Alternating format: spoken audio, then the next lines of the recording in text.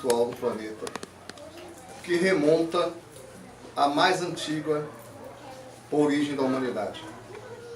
Desde o homem pré-histórico, o ser humano é caracterizado pelas suas manifestações religiosas. Em nenhum momento os espíritos superiores deixaram de instruir a humanidade através dos seus médiuns. Mesmo nas tribos indígenas primitivas, através dos pajés, já se ouvia a voz da imortalidade. Nas tribos africanas, através dos preto velhos, através dos caboclos, através dos orixás, já se falava da origem transcendente da ordem da natureza. A nossa civilização ocidental começou, nas suas origens culturais mais antigas, às margens do Ganges. O livro sagrado mais antigo, o Vedanta, data de 4.000 anos antes de Cristo. Nesse livro sagrado, o canto do Bhagavad Gita conta a história de Krishna dialogando com um príncipe, onde os místicos interpretam que seria Krishna estava representando a divindade e o príncipe, o ego humano. Há milênios antes de Cristo, os hindus sabiam da imortalidade da alma, sabiam da reencarnação. A yoga remonta a milênios. E Krishna trouxe à Índia uma doutrina toda de amor, de tolerância e de paz. Foi Krishna que disse: seja como o sândalo que perfuma o machado que golpeia. A grande sabedoria hindu inspirou os grandes iniciados egípcios. Conforme nos esclarece Leon Denis no livro Depois da Morte, sempre existiu na face da terra a doutrina dos iniciados e a doutrina do povo. Enquanto os sacerdotes passavam para o povo o seu politeísmo primitivo, o seu culto a Ísis, Osíris e Horus, o culto ao deus Anubis, os iniciados egípcios, que eram os exilados de Capela reencarnados, conheciam muito bem a imortalidade, a reencarnação, conheciam o magnetismo talvez melhor do que nós conhecemos hoje, faziam as reuniões mediúnicas, tinham seu contato com as estrelas, a ponto das pirâmides egípcias fazerem algumas marcações astronômicas e conheciam a justiça divina. Tanto é que era ensinado para o povo egípcio que, ao morrer, eles seriam julgados pelo deus Anubis, pela balança de Anubis. E quem tivesse um coração mais pesado que uma pena, não passaria para a imortalidade. Do Egito Antigo surgiu o povo hebreu, da Babilônia e do Egito.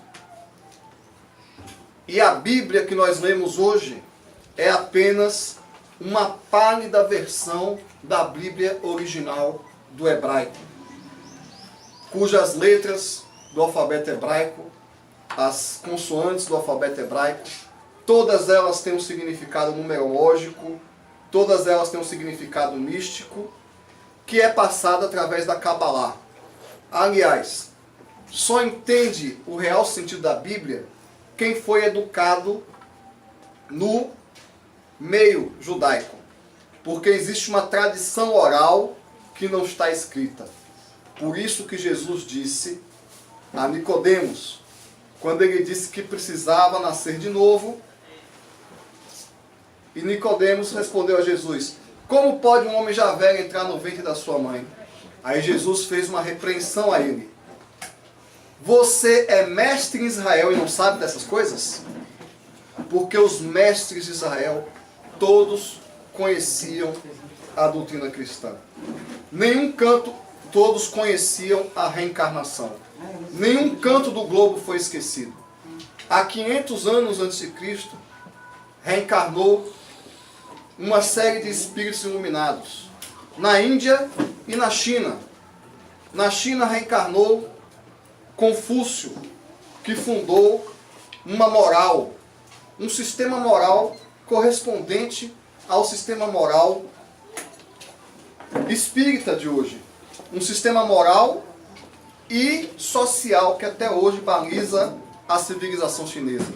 E Lao Tse, que escreveu o Tao Te Ching, propondo a harmonia entre o Yin e o Yang, as forças masculinas e femininas, a força ativa e passiva, no transcurso das reencarnações, no desenvolvimento do espírito. Nesse mesmo século, o século V a.C., reencarnou Buda, o iluminado. Buda ensinou o caminho das 8 grandes virtudes. Buda ensinou a lei da reencarnação. Buda ensinou que a dor vem do próprio homem, que a dor vem do desejo de não sentir dor. Um caminho altamente espiritual. Neste momento também veio à Terra Sócrates, que Kardec tem como um dos precursores da doutrina espírita. Sócrates ensinou sobre a imortalidade, sobre a justiça, sobre a virtude. Então, a pergunta é: o que é que Jesus veio fazer na Terra, se nada do que ele ensinou era novidade? Porque, inclusive, quando os apóstolos perguntam a Jesus sobre o mandamento maior, ele diz: está escrito, amará teu Deus sobre todo o seu coração, sobre todas as coisas. Ou seja, Jesus citou um mandamento que já existia. O Evangelho de Jesus não traz novidade nenhuma. É a tradição espiritual da Terra desde milênios antes de Cristo. O Evangelho de Jesus só fala aquilo que Krishna falava, o que Buda falava, o que Akhenaton falava no Egito Antigo, o que as escolas de mistérios falavam. A lei do amor, a lei da justiça, a lei da caridade, novidade nenhuma. Então, não foi para isso que Jesus veio à Terra. Não foi para ensinar uma nova doutrina. Jesus também não veio à Terra para fundar uma nova religião. Talvez tenha sido o único grande líder que não fundou uma religião. Jesus não construiu nenhuma igreja. E ele pregava nas sinagogas. Jesus era judeu. Os discípulos de Jesus chamavam ele de Rabi. Então, Jesus era um sacerdote judeu. De uma, vamos dizer, de uma seita específica, aquele cabelo que ele usava, a barba, ele era um nazireu. Ele era parte do clero judaico. Sinto informar, Jesus não é o fundador do cristianismo. O cristianismo não foi fundado por Jesus. O cristianismo foi fundado pelo que os homens fizeram com Jesus. Sobretudo a partir da tradição apostólica. Então, Jesus também não veio fundar uma religião. Muitos cristãos entendem que Jesus veio sofrer por nós. Muitos cristãos, a cristandade, viciada no seu culto à dor, tomou a cruz como símbolo do cristianismo. A cruz do Império Romano, que é o símbolo do deus egípcio Amon-Ra, o deus da morte, foi tomada como símbolo do cristianismo. Meus irmãos, se ser crucificado fosse símbolo de santidade, quando Espartaco se rebelou contra o Império Romano e finalmente Roma venceu os gladiadores rebelados, a Via Ápia, de Roma até uma cidade que eu não me recordo o nome agora, cerca de 200 quilômetros, 30 mil pessoas foram crucificadas. Os romanos crucificaram 30 mil pessoas numa semana só. São santos? É a cruz de Jesus que faz diferença? É porque Jesus sofreu? É porque foi crucificado? Toda mulher é crucificada várias vezes na vida quando vai parir. Não é? É a dor de Jesus? É o sofrimento? Quantas pessoas não foram torturadas por paixão política? Aqui no Brasil não aconteceu? Torturas por causa de política? Torturas piores do que uma cruz? Então, será que Jesus veio à terra para ser crucificado? Tinha 2 ladrões crucificados junto com ele. E eram aos milhares. Jesus veio à terra para sofrer. Quantas pessoas sofriam nas galeras romanas, naquele tempo em que os assírios jogavam as crianças que nasciam aleijadas no lixo e quando invadiam a cidade, empilhavam as carcaças, empilhavam as cabeças dos vencidos na porta da cidade. E nós perguntamos então, se Jesus não veio para ensinar uma novidade, se Jesus não veio para fundar uma religião, se Jesus não veio para sofrer, então ele veio para fazer milagres. Meus amigos, somente a nossa ignorância acha que nos milagres de Jesus existe alguma novidade. Os faquires hindus, há milênios, já caminhavam sob brasa ardente. Até hoje, se nós formos ver na Índia, nós vamos ver pessoas deitadas em cama de pedras. Pessoas passarem uma semana sem comer, meditando. Leia um livro autobiografia de um yogi, onde ele fala os feitos que os mestres yoguins fazem na Índia desde sempre. Os mágicos, os magos egípcios, contrapostos por Moisés. Então, Jesus viria da demonstração da sua santidade, curando os leprosos, andando sobre as águas e multiplicando pães. Deixa eu tirar a ilusão das pessoas. Homens maus também curam. Quando um feiticeiro tem seu magnetismo animal proeminente, tem poder magnético e tem fé, ele cura também. Não é preciso de elevação moral para curar o corpo. Só é necessário elevação moral para curar a alma. Ah, mas Jesus multiplicou os pães. O carnaval é cheio de gente que passa uma semana sem comer. E esquecem de comer. Porque estão na folia. Não dorme, não come, só bebe. Kardec explica que Jesus teria causado uma excitação na multidão, que ela se sentiu saciada. Mas até um astro de rock consegue fazer isso. Ele bota um som lá, os jovens ficam o dia todo sem comer, ninguém sente fome. Curas espirituais desde o Egito Antigo. Caminhar sobre as águas. Nós temos relatos que monges hindus ou monges tibetanos levitam. Eles meditam e levitam. Aliás, quantos efeitos títulos miraculosos aqui no Brasil estão às nossas vistas nos chamados poltergeists, quando os espíritos movem objetos.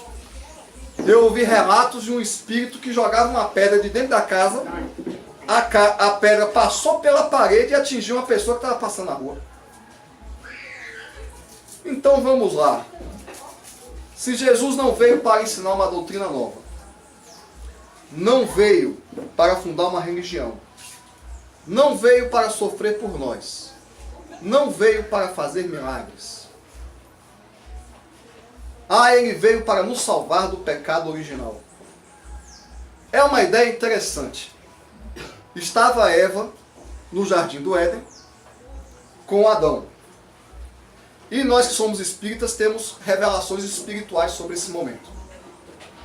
A serpente mandou Eva comer a maçã. E Eva disse assim, não vou comer não.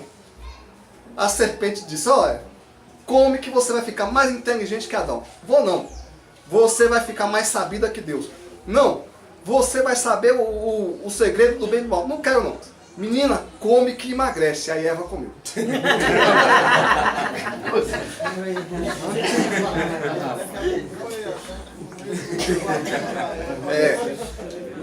Eva comeu a maçã. Eu não sei o que é que estava passando na cabeça de Deus, que tanto pé de maçã, mas Eva pegou uma maçã e acabou com a humanidade.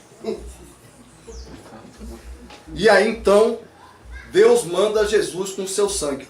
A gente fala mal do macumbeiro que usa sangue de galinha, mas acha normal a gente ser salvo pelo sangue de Cristo.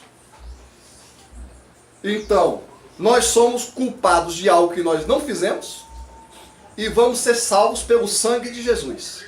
E depois tem gente que critica simpatia e feitiçaria. Então teria vindo Jesus derramar seu sangue para nos salvar? Esse tipo de pensamento mágico primitivo não nos cabe mais, né? Não é justo. A única salvação que o homem precisa é a salvação da ignorância. E aí nós chegamos à conclusão. Se Jesus não veio ensinar coisas novas, não veio para fazer milagres que já faziam a 3x4, não veio para derramar o sangue dele, não veio para ser crucificado, que já tinha um monte de gente crucificada, e não veio para fazer uma nova religião, por que Jesus veio à Terra?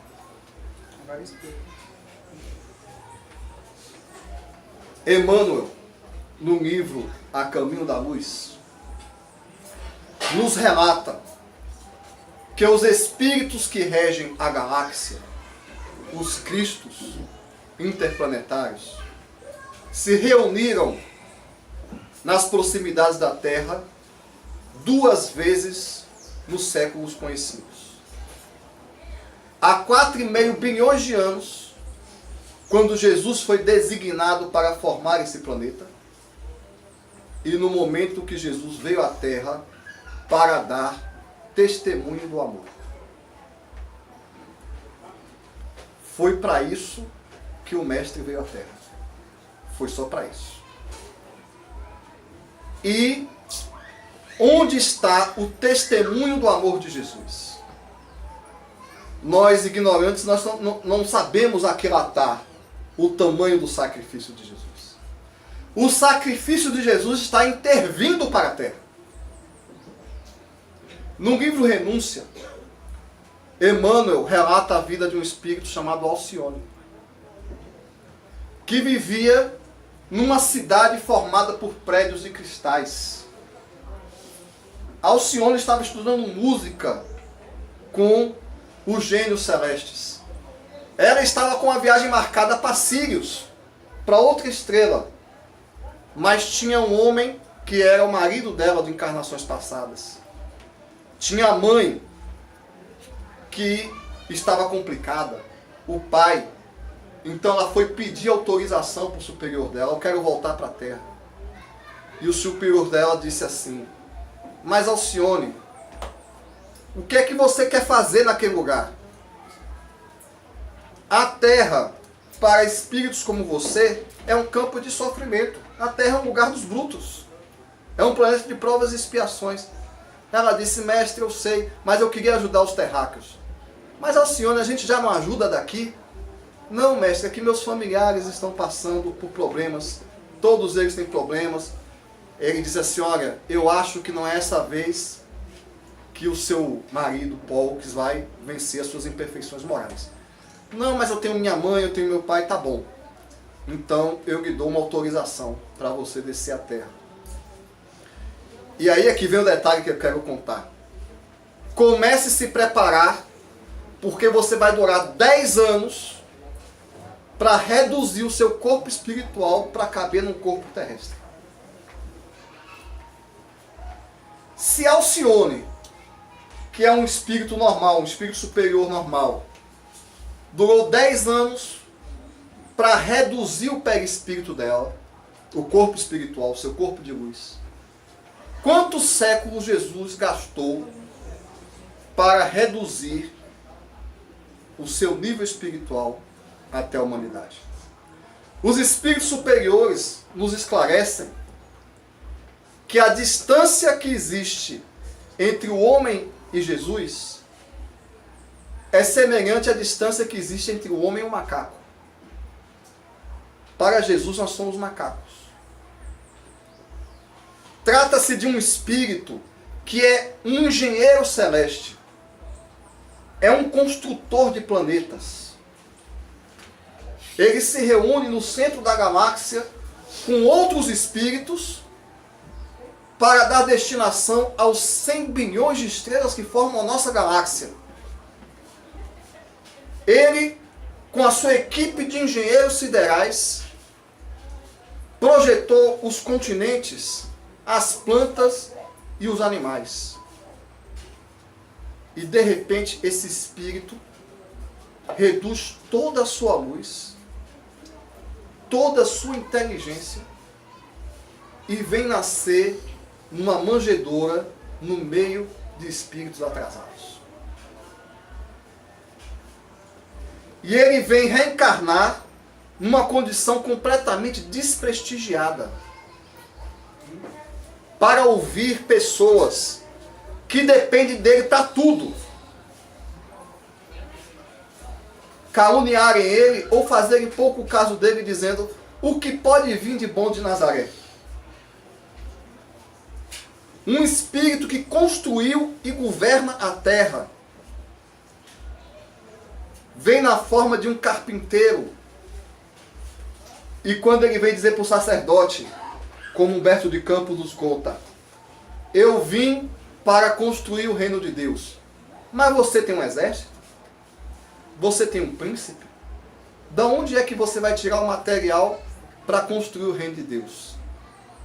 E Jesus fala para ele: eu não conheço material melhor e mais sólido do que o coração dos homens de boa vontade. Para ser humilhado pelos príncipes da terra, ser julgado por Pôncio Pilatos. Vocês têm noção da grandeza moral? Quem é Pôncio Pilatos? Jesus conhece Pôncio Pilatos desde que ele era uma bactéria. Presidiu a formação daquele princípio inteligente quando ele se tornou uma ameba. Evoluiu para um peixe, para um réptil, para um mamífero, para um macaco.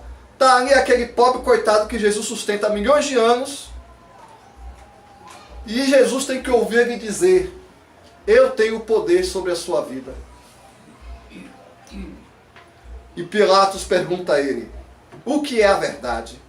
E Jesus silencia, porque Pilatos não tem nem condição de entender o que é a verdade. Quem vai conseguir entender o que é o pensamento de um mestre celeste?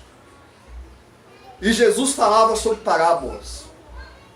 Carlos Torres Pastorino, que vai nos explicar por que Jesus falava por parábolas.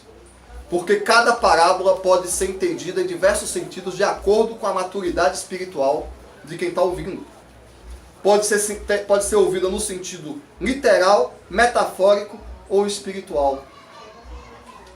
Agora, imagine um gênio celeste que constrói estrelas, adaptando o seu raciocínio a seres humanos como nós, procurando se fazer inteligível, usando parábolas de caráter pastoril, porque o povo era agrário, porque o povo era um povo de criadores de cabras, de agricultores.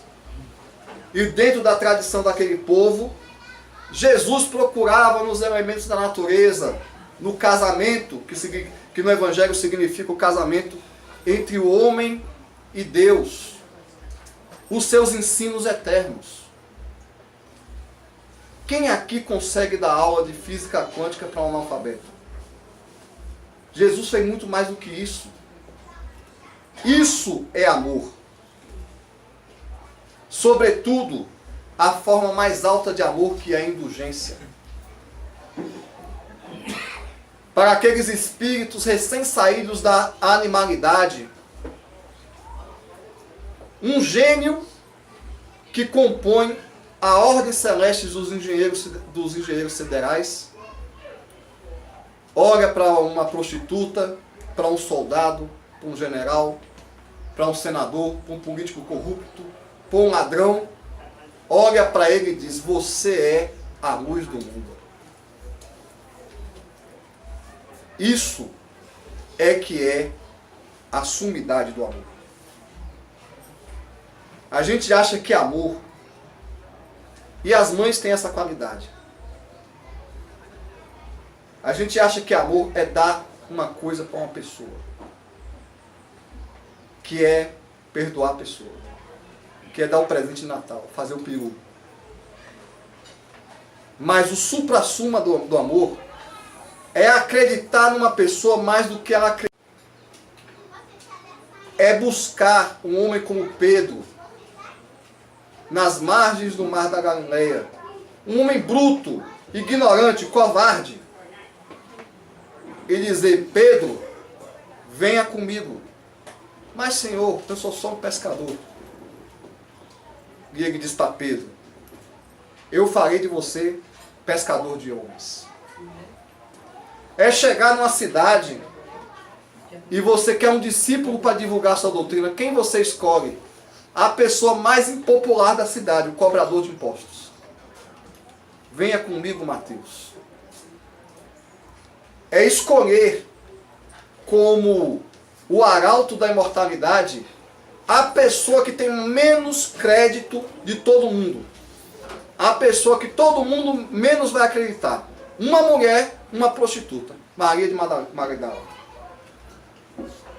E Jesus apareceu para ela. E os apóstolos disseram: Jesus apareceu para você?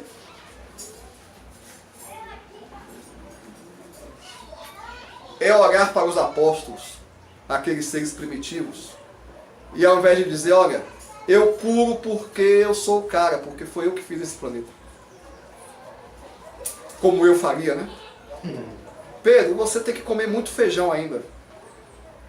E Jesus disse: você só não cura porque você não tem fé. É isso que é o amor. O amor é ver nas pessoas o que elas não têm. É ver no criminoso a santidade. É acreditar na humanidade. O que a humanidade não acredita em si mesmo. É trazer esperança para quem não tem. É trazer a luz naquele povo que estava conflitado com a sua briga com o Império Romano. Trazer o consolo e a luz onde só há trevas. Curar leproso, curar paralítico, andar sobre as águas, tudo isso é detalhe. Mas o testemunho do amor é um gênio celeste nascer entre seres primitivos como nós, se rebaixar a ser primitivo como a gente era, um construtor de planetas passar mais de 10 anos trabalhando como carpinteiro, um espírito redimido, vivendo como um homem, só para dar testemunho do que um homem tem que fazer, não para ensinar nada de novo, mas só para dar o exemplo, só para dar o encorajamento. Por isso que a Terra, a história do Ocidente, é marcada entre antes e depois de Cristo. Não é por causa do Evangelho, não é por causa das coisas que Jesus disse. É porque depois que Jesus se sacrificou com o homem, os sofredores da terra tiveram esperança. Jesus passou tudo que um homem passa só para dar esperança aos homens. Seria como você ter uma pessoa doente e dizer para ela: eu vou ficar doente junto contigo só para lhe mostrar que pode ser superado. É como você ser uma pessoa pobre e você caminhar junto com um pobre só para encorajá-lo. E Jesus viveu como um pobre ser humano, pecador, sofrendo pelos nossos pecados. Foi crucificado como se tivesse a pior expiação a cumprir, só para que todos aqueles nós que temos expiações a cumprir, possamos olhar, por exemplo, do Mestre e dizer: se Jesus passou, eu também passo.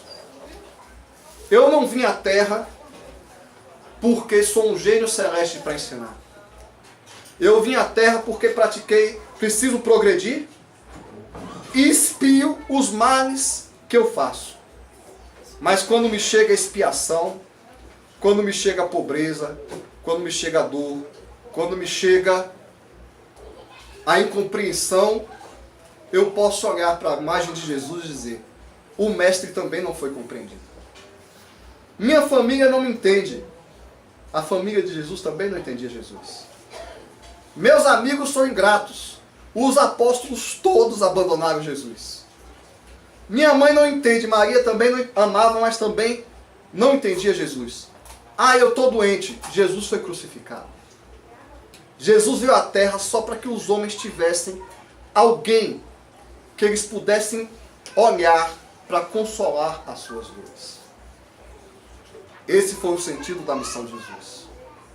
Ele se determinou: eu preciso ir para a terra dar testemunho do amor, da esperança, dar alento, dar fortaleza moral aos homens. Eles vão corromper minha doutrina, eles vão matar em meu nome, eles vão dizer um monte de bobagem, eles vão esquecer o que eu disse, mas os sofredores da terra terão consolo. Jesus não nos deixou abandonados. Para todos aqueles que choram, tem a imagem do Divino Mestre. Nós temos força para prosseguir. Nós temos forças para caminhar. Nós temos forças para passar pelas nossas provas, porque o exemplo de Jesus, o amor dele, é a luz que impulsiona o mundo. Então, o Mestre veio à Terra para dar testemunho do amor. E através desse testemunho, nós espíritas hoje espalhamos pelo mundo que o mal é uma ilusão, que o homem é a luz do mundo e que o amor cobre a multidão de pecados.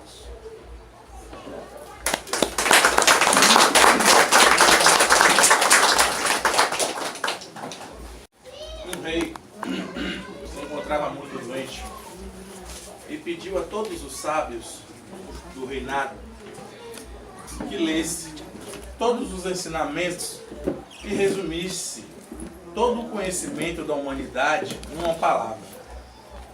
E aí passaram